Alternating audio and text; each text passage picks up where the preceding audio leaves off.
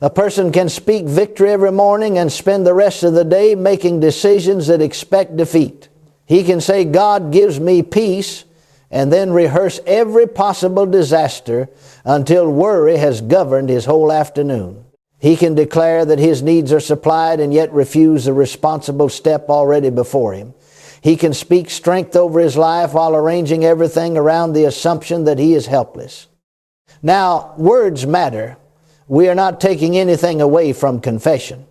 But the truth of the matter is, confession was never given to us as a verbal substitute for obedience. It is possible to say the right thing at prayer time and then agree with fear in our conversation, our planning, our habits, and our reactions. The mouth may point one way while the conduct points another way. You see, that does not always mean the person is dishonest. He may love God sincerely. He may fully intend to stand in faith, but he can still carry habits that were trained by fear long before he learned the language of faith. Under pressure, those old habits begin speaking not only through sentences but through choices. And choices have a language. Habits have a language. The way you respond when trouble comes has a language. So remember this governing thought. Faith seeks agreement in the heart, the mouth, and the manner of life. What you believe, what you say, and how you proceed should begin moving in the same direction. That does not mean flawless conduct. It means a united direction. When you discover a contradiction, you do not have to collapse under condemnation. You correct it. You bring that part of your life back into agreement. Therefore, we are not going to examine your confession alone. We will examine what you expect, what you decide, what you repeatedly do, and what comes out of you when pressure rises.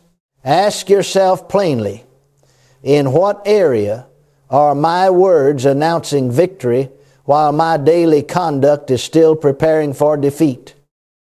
Identify that one area. Do not excuse it, and do not condemn yourself over it. Simply bring it into the light. Divided agreement is not an unchangeable condition, it is a correctable one. But to correct it, we must understand the order of genuine faith. Conviction comes first, speech follows, and then the life begins to proceed in the direction of what the heart has believed. The Scripture gives us the order plainly. I believed, and therefore have I spoken. Now notice what comes first. Believing comes first. Speaking follows believing. Faith-filled words are not sounds thrown into the air in the hope that enough repetition will make them true. They are the expression of a heart becoming persuaded by what God has said. That is why confession has strength. It is connected to conviction. When truth settles in the heart, it begins to influence expectation. Expectation then gives language to the mouth. And the language of the mouth begins to give direction to decisions. Those decisions, repeated over time, become habits. So we are not dealing with words alone. We are dealing with an entire course of life. James gives us the picture of a rudder guiding a ship. The rudder may be small, but it establishes direction. Your words operate in much the same way. They help set the course. But friends, a ship does not announce a destination and then remain tied to the dock. If your mouth declares one direction while your choices continually move another way, the confession and the conduct are divided. What then do we mean by agreement? Agreement means allowing the same truth to govern what you think, what you say, what you expect, what you choose, and how you respond. First, it is received in the heart. Second, it is affirmed by the mouth. Third, it is expressed through the life. What the heart embraces, the mouth should affirm and the life should express. Someone may say, but I can see the trouble. Am I supposed to pretend it is not there? No. Faith does not require you to deny that a circumstance exists. It requires you to refuse that circumstance the right to become the highest authority over your response. You may acknowledge the storm without surrendering the steering wheel to it. You may recognize the pressure without allowing pressure to choose your words and conduct. You see, the integrated believer is not the person who never feels fear or never faces contradiction. It is the person who keeps bringing every part of life back under the same governing truth. His heart, his words, and his steps point in one direction. When he discovers that a habit is pulling him off course, he corrects the habit. When his words slip into defeat, he corrects the words. When fear influences a decision, he returns to what he believes and chooses again. The divided believer does the opposite. His mouth announces one destination, but his habits keep steering toward another. He says he expects peace, but continually prepares for panic. He says he trusts God's provision, but refuses the responsible action already within reach. The difficulty is not that his confession is too quiet. The difficulty is that another expectation is governing his conduct. Hold fast to this order. Believe, speak, proceed. Let truth persuade the heart. Let the persuaded heart give speech to faith, and let faith give direction to the life. Once we understand that order, we can make an important distinction. We can tell the difference between confession that arises from genuine agreement and religious repetition that is being used to avoid the next act of obedience. Now, confession, in its true sense, is agreement. It is saying what God has said because the heart is learning to rely upon His promise. It is not merely repeating a sentence. It is taking your place on the side of truth and allowing that truth to correct your thoughts, your words, and your course of action. Empty repetition is something different. It uses correct language while protecting an opposing expectation. It may sound like faith, but it quietly refuses the next known step. The lips speak of trust, while the will says, I will not move, I will not change, I will not examine what fear has been governing. That is not agreement. That is avoidance dressed in religious language. You see, two people can speak exactly the same words and be doing two entirely different things. One speaks the promise to steady his heart so he can obey. The other speaks it to avoid asking whether obedience is required. One says, God gives me peace, and then turns away from the conversation and the habits that have been feeding panic. The other says the same thing and spends the remainder of the day rehearsing everything that could go wrong. One person confesses that God gives wisdom, and then listens, studies, prays, and receives sound counsel. Another confesses wisdom while rejecting every correction that does not flatter his present opinion. One declares reconciliation and becomes willing to apologize. Another declares reconciliation but holds tightly to resentment and waits for everyone else to change. One confesses provision and then approaches available work and stewardship with diligence.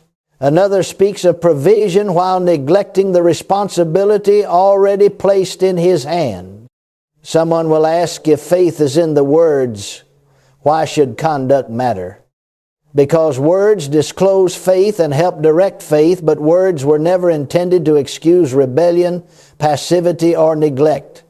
The rudder establishes direction, but the ship must follow that direction. If the mouth says east while every decision keeps turning west, we must not blame the promise. We must examine the divided agreement. Now, this does not mean you begin struggling to prove your faith through anxious activity. We are not replacing trust with self-effort. We are asking whether known truth has been permitted to become a living reality in practice. Obedience is not nervous performance. It is the heart's agreement becoming visible. So after you speak the promise, ask one plain question: what action now appears possible, necessary, or honest because I believe this? Perhaps the answer is to stop rehearsing fear.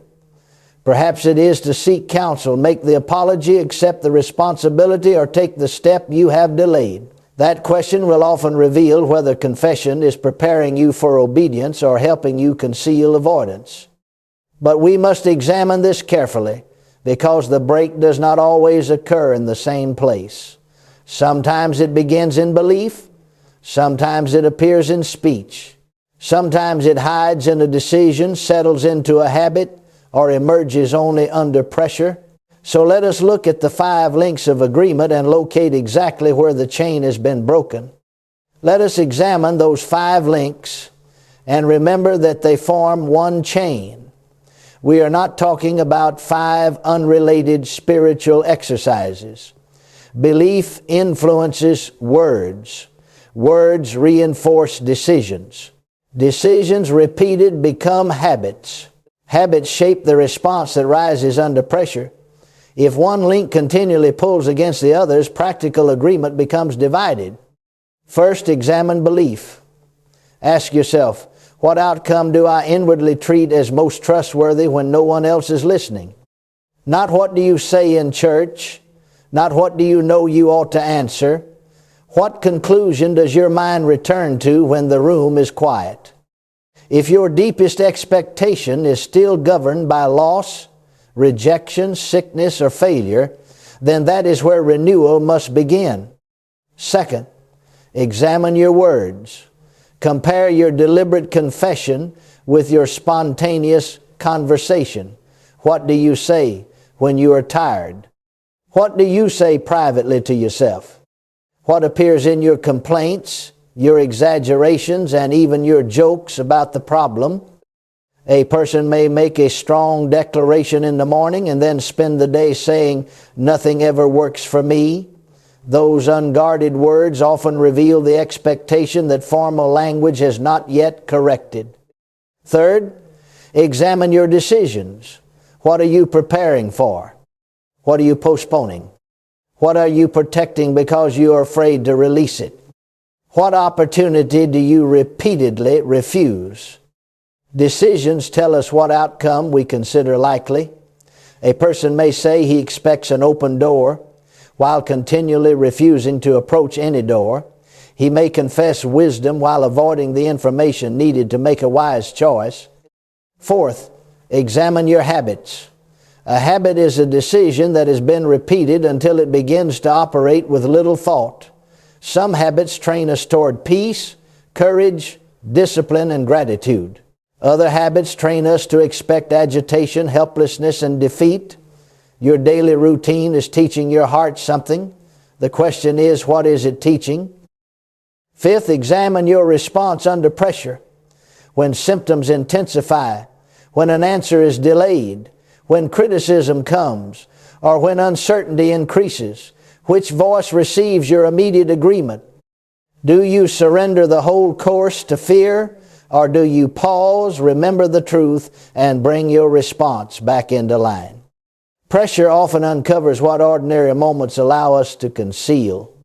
Now, a break at any one of these links can divide the chain.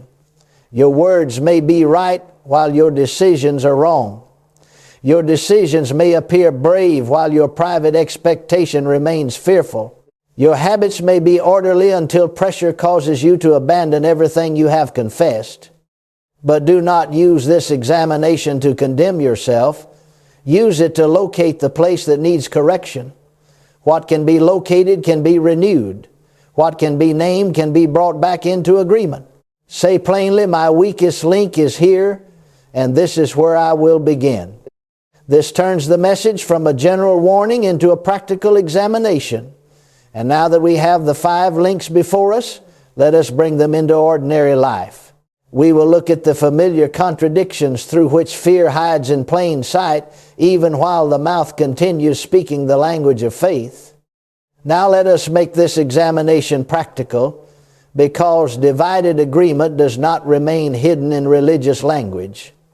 It shows up in ordinary choices. Consider physical well-being. A person may speak of strength and restoration, and he should speak in agreement with God's promise. But if he continually neglects reasonable rest, nourishment, movement, or responsible care, his conduct is saying something different. Faith-filled confession does not give us permission to mistreat the body and then blame God when the consequences appear.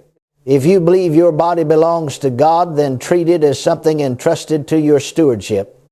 Or consider peace of mind. Someone says, I refuse fear, but then spends hours consuming every alarming report, rehearsing every threatening possibility, and spreading anxiety to everyone who will listen.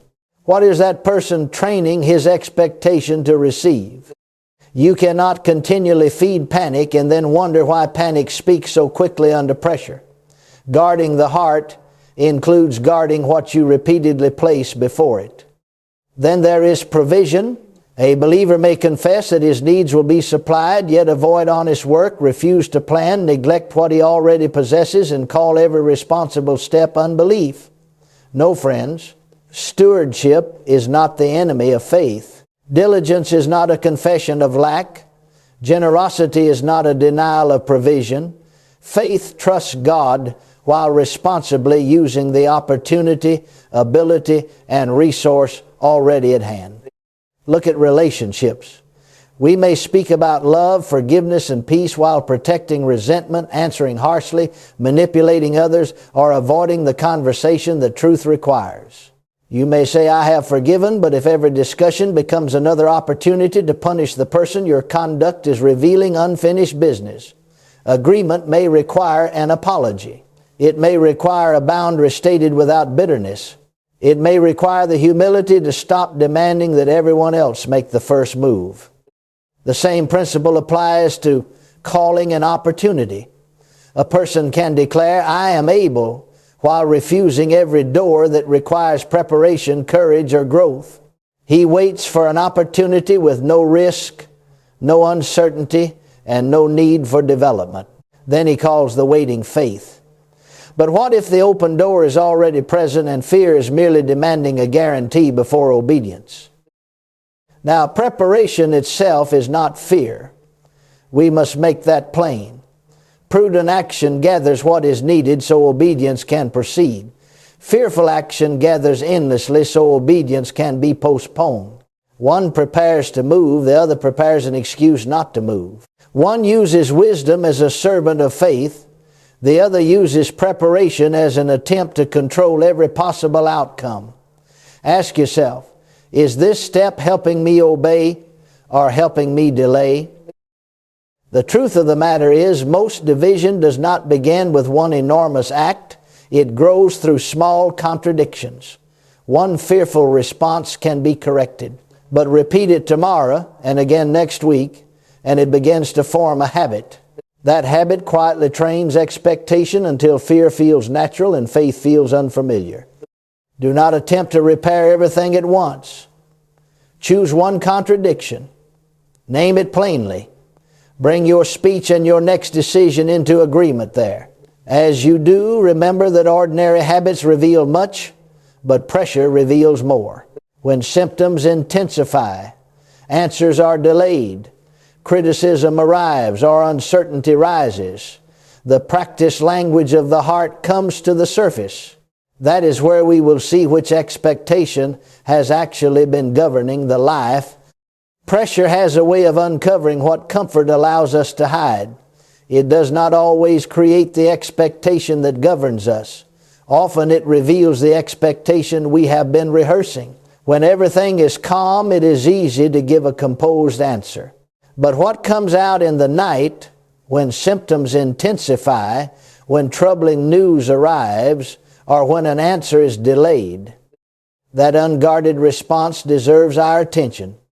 Now, do not misunderstand me. A fearful first reaction does not prove that you have no faith. It shows you where the heart needs to be steadied.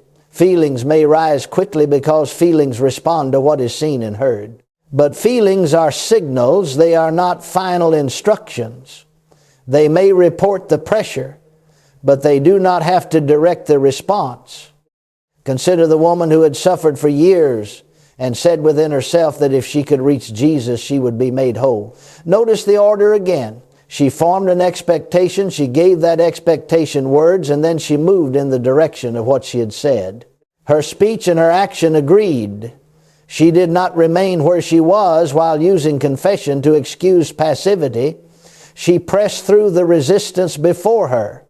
We see the opposite responses when people face the same formidable obstacle. Some looked at it, interpreted it through fear, declared that they were unable, and became unwilling to proceed.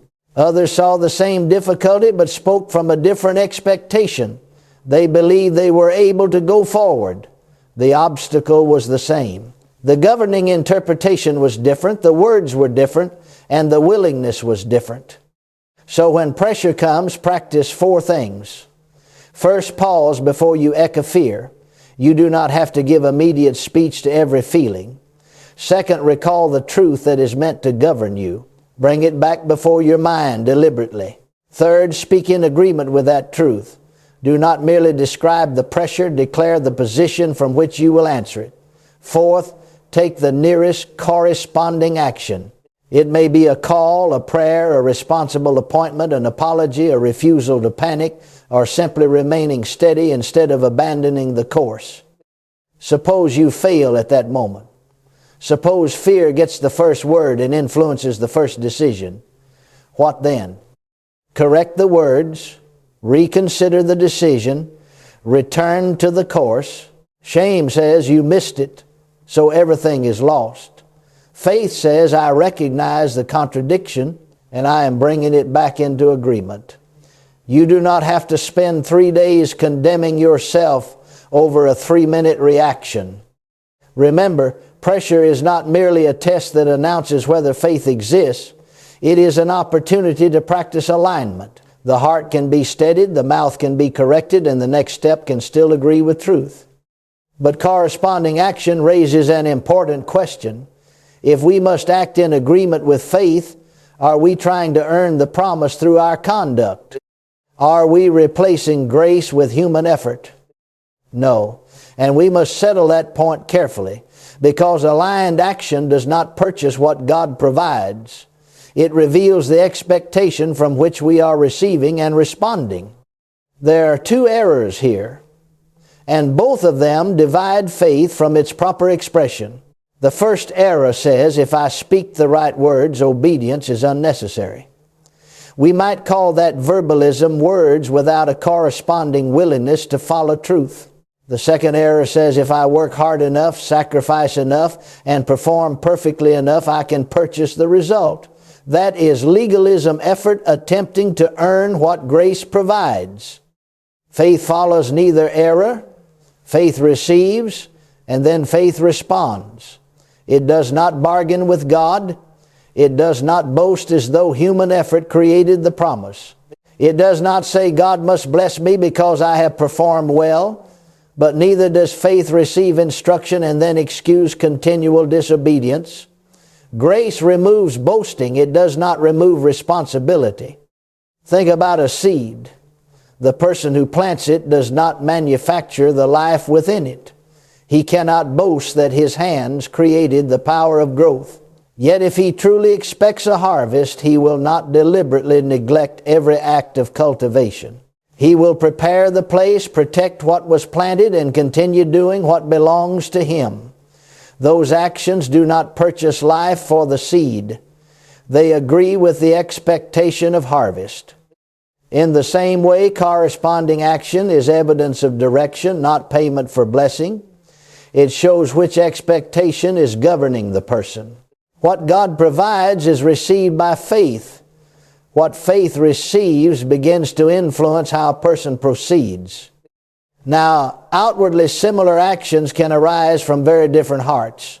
One person prepares because he confidently expects to move forward. Another prepares from panic because he believes he must control every possibility. One person rests because he trusts God and recognizes proper limits. Another withdraws because fear has persuaded him never to try. One person persists because conviction has made him steady.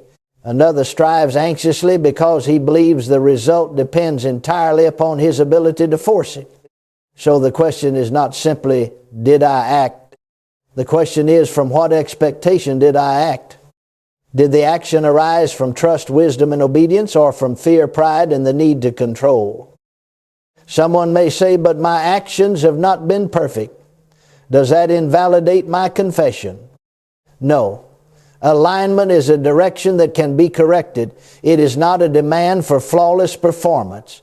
If you miss a step, acknowledge it. If you discover fear in your motive, bring that motive before God. correct what can be corrected, and continue in the right direction. Imperfection does not require you to abandon faith. It requires humility and teachability. Remember the balance. We do not obey in order to place God in our debt, and we do not use grace to defend what we already know is disobedience. Faith receives without boasting and responds without anxiety. That frees us from passive confession on one side and nervous works on the other. Once the fear of earning has been removed, obedience becomes much simpler. We can stop trying to perform some enormous act that will prove our faith, and we can ask instead, what is the next small faithful step? For inward conviction often becomes visible first through one specific act of agreement. Genuine faith often becomes visible through a small act before it is expressed in any dramatic gesture. We sometimes wait for a great opportunity to prove what we believe while overlooking the simple obedience already before us. But remember, a course is established one decision at a time. After you confess the promise, ask, if this truth were governing my expectation, what would my next faithful step look like? Do not begin with what you cannot do. Begin with what is clear, honest, and available now. Here is a practical ladder. First, acknowledge the truth you intend to follow. Second, identify the alternative fear is offering. Third, choose one action that agrees with truth rather than fear. Fourth, complete that action promptly before delay gives fear time to build another excuse. Fifth, review what the choice revealed about your expectation. Suppose the concern involves your physical well-being. You may affirm that God is your source of strength, and then the corresponding action may be reasonable rest, nourishing food, appropriate movement, or keeping a responsible appointment. Those actions are not the source of your faith, and they do not earn healing. They are ways of caring for the life and body entrusted to you. If the concern is peace of mind, fear may invite you to rehearse the same threatening possibility for another hour. The faithful step may be to stop the rehearsal, turn your attention deliberately toward truth, give thanks for what is presently good, and complete the constructive responsibility that belongs to this moment. If the concern is work or provision, the next step may be preparing an application, learning what is required, organizing what you already possess, making the call, or approaching an available opportunity. You can confess provision while also practicing honest effort and wise stewardship. Those things are not opponents. In a relationship, the next step may be restraining the sharp answer, offering an apology without defending yourself, forgiving someone, speaking truth without bitterness, or performing an act of service that resentment would rather withhold. Love becomes practical through conduct. Think of an ordinary day.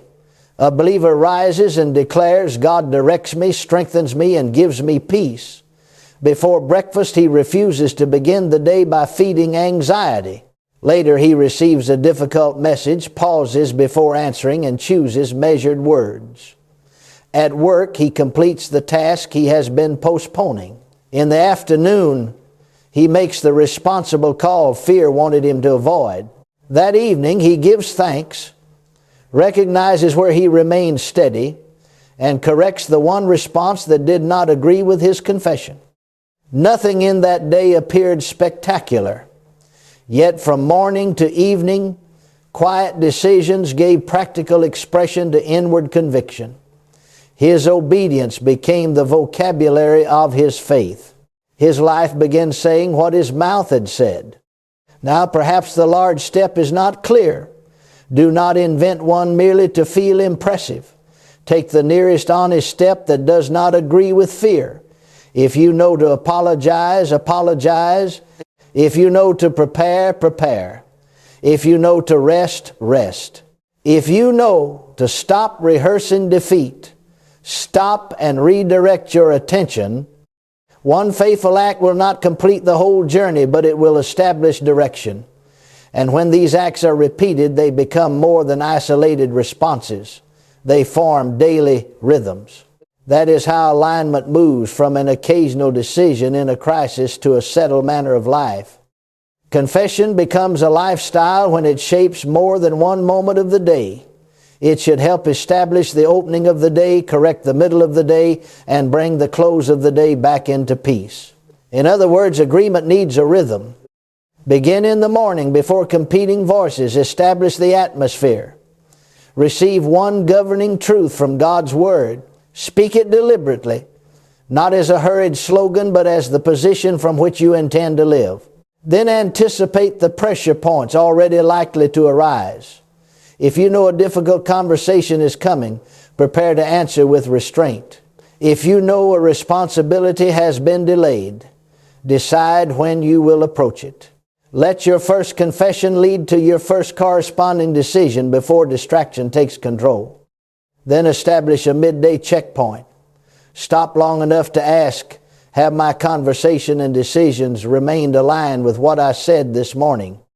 Perhaps you began in peace but have been speaking agitation for 3 hours.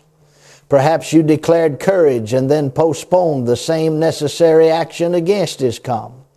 Do not wait until evening to condemn the whole day. Correct the course while the day is still in progress. Adjust the words. Change the next decision. Return to agreement. At evening, review the day without putting yourself on trial. Give thanks for the places where truth governed your response. Where you discover contradiction, acknowledge it and repair what can be repaired. If an apology is needed, make it. If your thoughts have been rehearsing fear, redirect them before sleep. Then prepare both your mind and your surroundings for rest. Quiet what continually stirs agitation. Let the final conscious direction of the day be trust rather than dread. Now, your environment matters because repeated inputs influence what becomes readily available to thought. If a routine continually amplifies fear, anger, or defeat, it is reasonable to reduce it. That may mean changing what you watch, what you repeatedly discuss, or what you allow to fill every silent moment. This is not hiding from reality. It is refusing to train your mind in the language of panic. Guarding your speech does not mean becoming artificial. It does not mean pretending that no problem exists, correcting everybody else's vocabulary, or refusing an honest conversation about pain. You can state a fact without enthroning it. You can ask for help without confessing helplessness as your identity. You can discuss a difficulty while still speaking and acting from a higher governing expectation. You see, steady repetition renews the mind. A truthful response practiced in quiet moments becomes more available when pressure arrives. Morning reception, midday correction, and evening review begin to form a sustainable pattern. There is no need for dramatic displays or compulsive self-monitoring. Quiet consistency is enough to keep turning the life toward agreement. But consistency will be tested when results seem slow. At that point, some people abandon the course, while others become obsessed with checking whether every word has produced an immediate change. So we must learn how to remain steady without denying facts, and how to persevere without making visible outcomes the master of our faith. Remember the rudder. A ship may not appear to turn the instant the rudder moves, but steady direction matters. If the course is correct, you do not reverse it merely because the destination is not yet visible. In the same way, agreement may need to be maintained before outward change can be clearly recognized. The growth of a seed gives us another picture. Much of its early work happens where the eye cannot see it. A farmer who digs it up every morning to determine whether it is growing will only disturb what he planted. Yet that is how some people treat faith. They speak the truth, check immediately for evidence, become discouraged, reverse their confession, begin again, and then wonder why they never become steady. Now, perseverance is not repeating the same sentence more loudly. It includes continuing the wise action that agrees with what you believe. If you have confessed peace, continue refusing the habit of panic. If you have confessed provision, continue with honest work and responsible stewardship. If you have confessed reconciliation, continue speaking and acting without bitterness. Steady words and contradictory conduct are not perseverance. We must also distinguish faith from denial. Faith can acknowledge a symptom, a problem, a delay, or a mistake. It simply refuses to let that fact define identity, control conduct, or become the final authority over expectation. You can say this difficulty is present and I am responding to it from trust rather than fear. That is honest and it is faithful. Persistence must also be distinguished from rigidity. Sometimes wisdom shows that a method needs to change. Changing the method does not necessarily mean abandoning the conviction.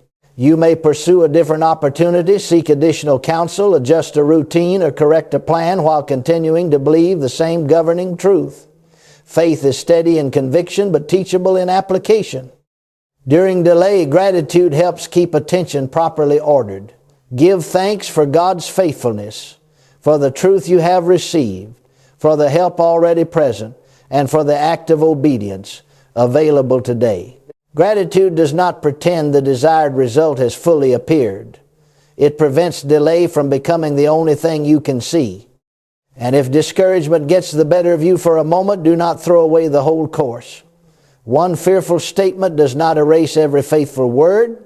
One misstep does not destroy every act of obedience. Correct the statement. Correct the step. Return to the direction. A rudder can be adjusted while the ship is still moving. This is mature agreement. Steady words, steady expectation, and steady obedience, telling one coherent story. It avoids despair because delay is not treated as defeat. It avoids magical thinking because confession is not reduced to a technique for forcing immediate results. Faith receives truth, speaks truth, and continues responsibly in the direction of truth. Now let us gather everything we have learned into one practical exercise. Not a complicated program, but a 24-hour alignment audit that will help you observe the chain, locate a contradiction, and take one faithful step before this time tomorrow. Take one area of concern, not 5, just one, and write a single governing truth in plain present tense language. Do not make it vague or theatrical. Make it clear enough to guide a decision. You might write, God gives me wisdom and I will respond to this situation without fear. Or God is my help and I will faithfully use what He has placed in my hands.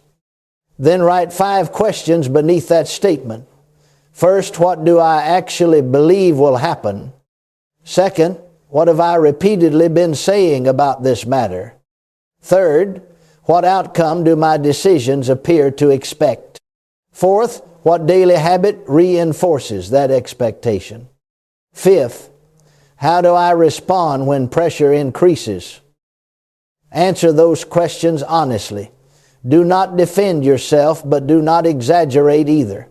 If you spoke fear twice, do not write that you never say anything right. If you delayed one decision, do not declare that your entire life is a failure. Record the contradiction factually. I say I trust God for wisdom, but I avoid the conversation because I expect rejection. Now the break in agreement can be seen. Next, choose one replacement statement grounded in your governing truth and one corresponding action small enough to complete today. The statement might be, fear will not choose my response. I will speak truth with love.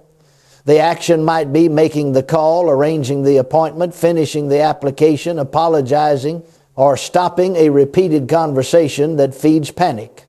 Set 4 checkpoints. In the morning, speak the governing truth and state your intended action. Before the important decision, pause and ask which expectation is guiding you. Before pressure comes, rehearse the response you intend to make.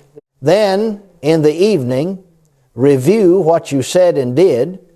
Here is the complete pattern. This circumstance is real, but fear will not be my decision maker.